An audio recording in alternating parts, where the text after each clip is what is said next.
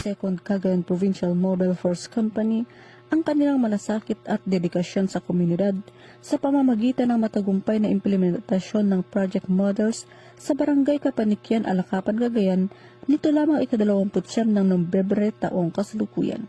Tinatayang nasa 77 pamilyang Agta at 60 pamilyang Ilocano na matinding naapektuhan ng nagdaang pagbaha ang nabigyan ng tulong at serbisyong pangkomunidad.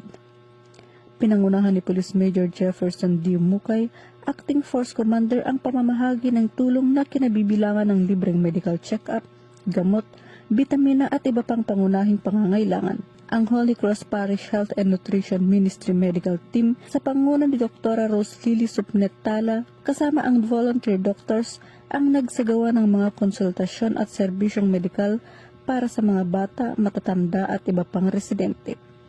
Bilang karagdagang suporta, namahagi ang 2nd Cagayan PMFC ng kaldero at kaserola para sa bawat pamilyang Agta, gayon din ng relief goods, bigas at 100 gift packs para sa mga bata na may kasamang papremyo at candies. Naging masigla rin ang programa dahil sa isinagawang feeding activity para sa lahat ng dumalo at libreng gupit mula sa kapulisan at kasundaluhan. Tampok din ang PNP Agta Got Talent kung saan ipinakita ng mga katutubong Agta ang kanilang husay sa awit, sayaw at iba pang pagtatanghal.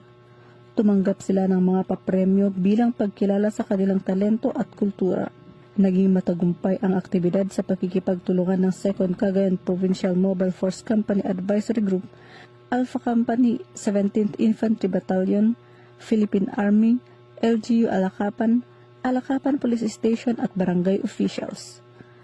Ayon kay Police Major Mukay, mananatiling katuwang ng komunidad ang 2nd Cagayan PMFC sa paghahatid ng mga programang nagbibigay pag-asa at ginhawa, lalo na sa panahon ng sakuna. Patunay ito na saan man may nangangailangan, naroon ang serbisyong mabilis, tapat at tunay na nararamdaman.